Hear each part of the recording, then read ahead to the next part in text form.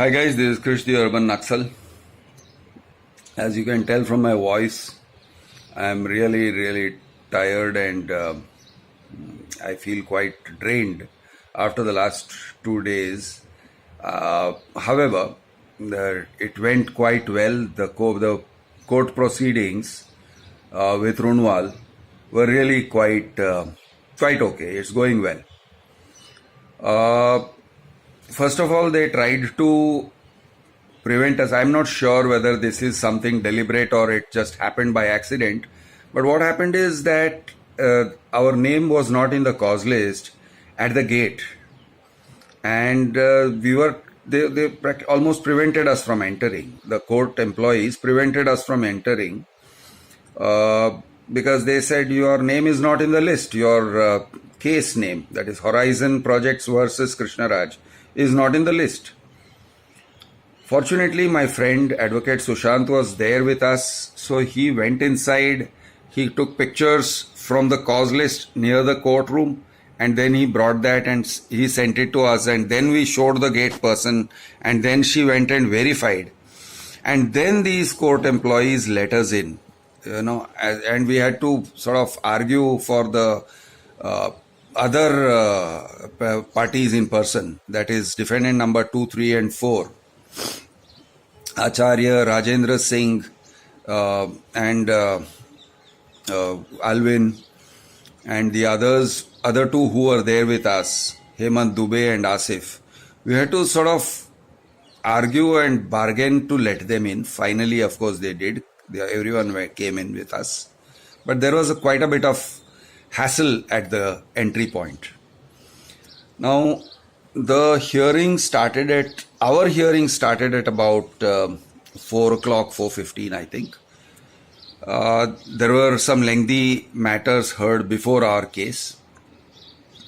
And when our turn came, Mr. P.D. Gandhi, who appears for Runwal, was not present. But nevertheless, the judge said, okay, let Mr. Rao start making his submission. So we had taken a written submission and we were prepared to file that written submission also. And I started explaining to the judge that Runwal, or rather Horizon Properties Private Limited, which is the company making my city, has come with unclean hands. Now let me explain what unclean hands is. It's a legal expression. There is an expectation by the judiciary that if you seek the protection of the court, then you should yourself not have committed any blatant illegalities with respect to the cause.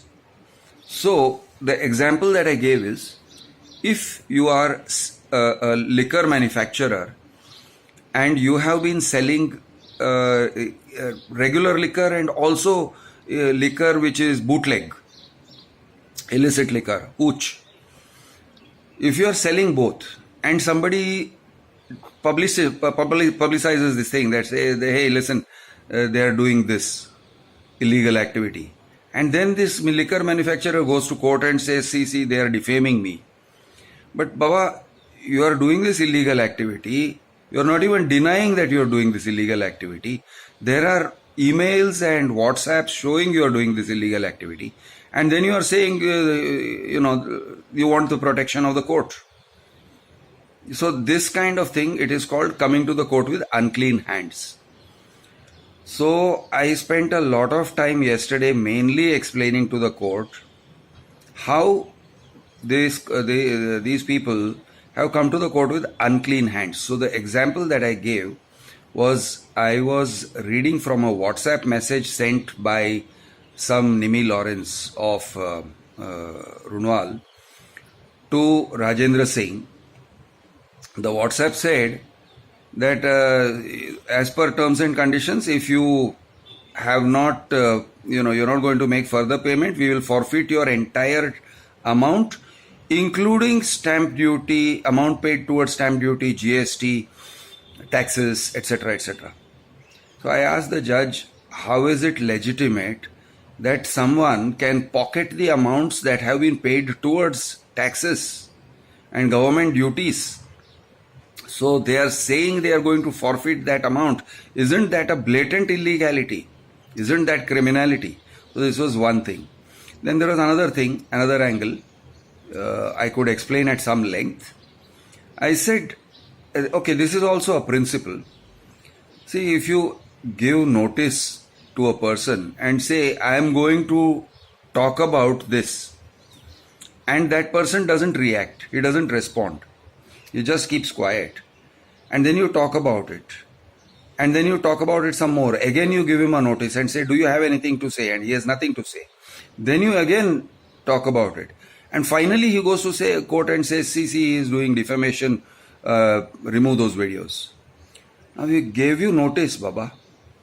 So in the case of Rajendra Singh again, we had given notice. I had drafted a notice which Rajendra had sent. It was a show cause notice saying, let me back it up a little bit. This is what happened over the last 5-6 months. Okay. So Rajendra had been told that he was not going to get his amount, which is 2.8 lakhs plus stamp duty and all that. Amount towards stamp duty. Stamp duty हुआ नहीं था, registration हुआ नहीं था. So I told the judge how he recovered that amount. So first we send a notice, and then we make a video. Then we send another notice. It is written down very properly, and they don't respond to that. And we make another video.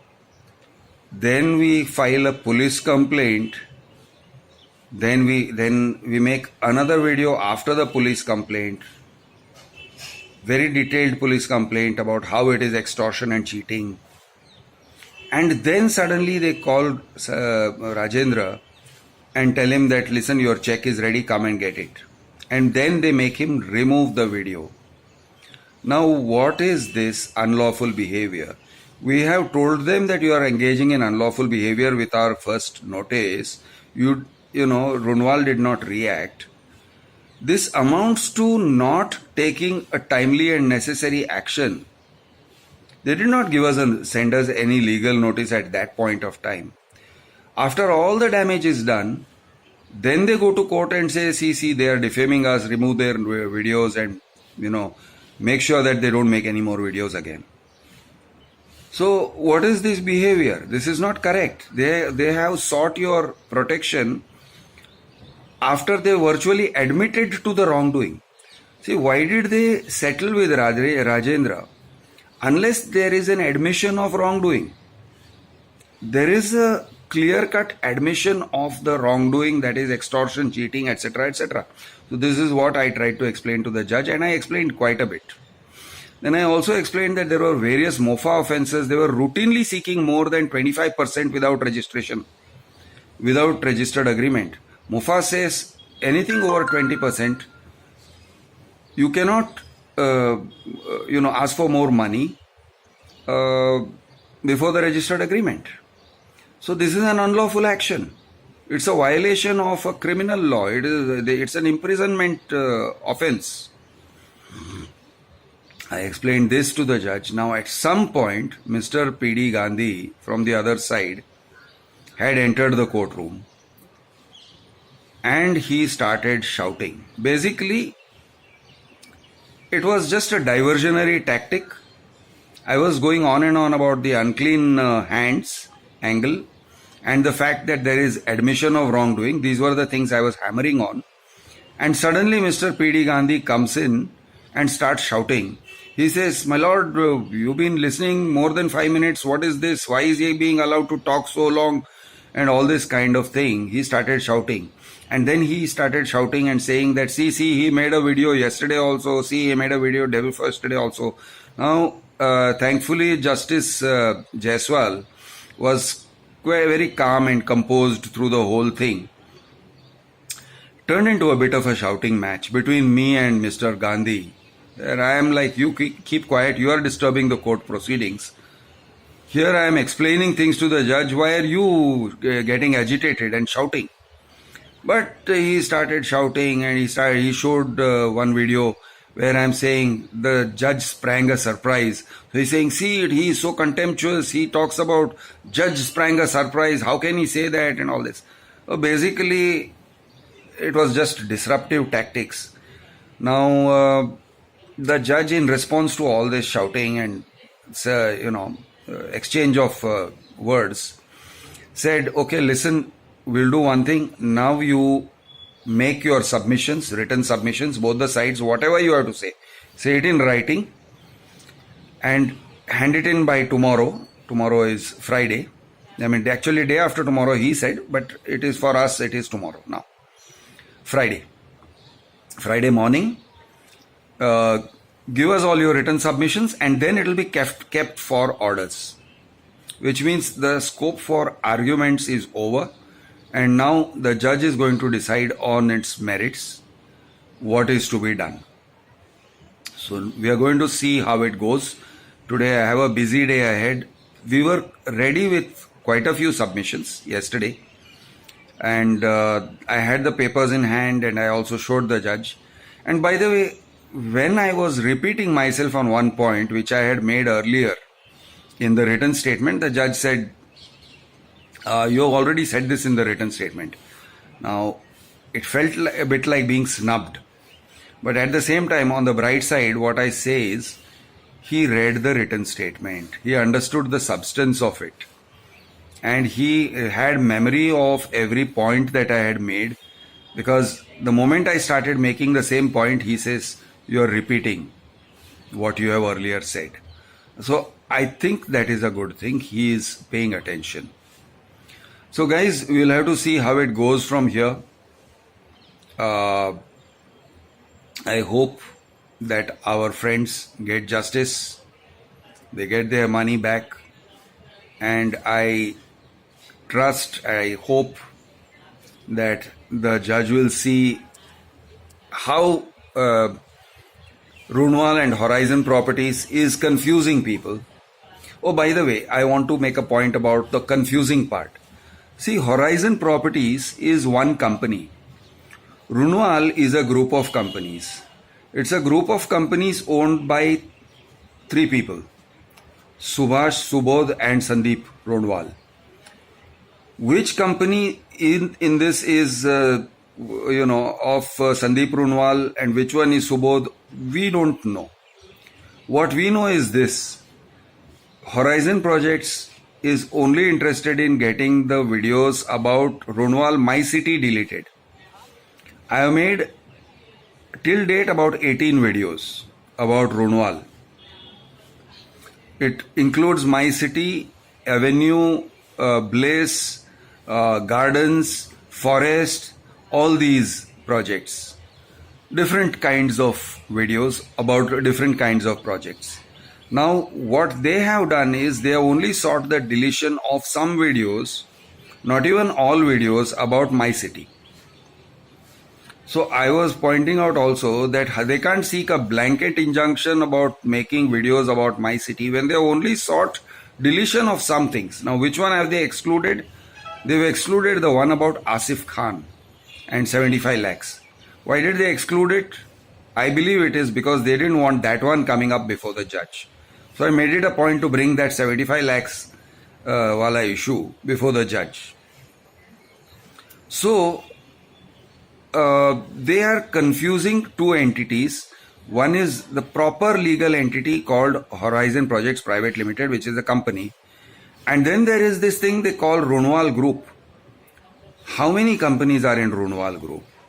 Who all are in Runwal Group? Is it 20 companies or 200 companies? Is it only the real estate part, or is it do they have finance and farming and God knows what else? Agro, and because many of these groups have all kind of companies. And they also have some of these groups have shell companies, and they have companies abroad. They have companies registered in UK and Cayman Islands and Greece and Cyprus and God knows where else. So there's a point I had raised with the judge. I said, who is Runwal Group? Why are you allowing them to confuse us by saying Runwal Group? Let it be clear, Horizon Properties Private Limited, finished. Suppose I were to come in and say, I am Krishnaraj Rao of the illustrious Rao family. Who is Rao family? Are we talking only about my close relatives, or are we talking about distant second cousins also?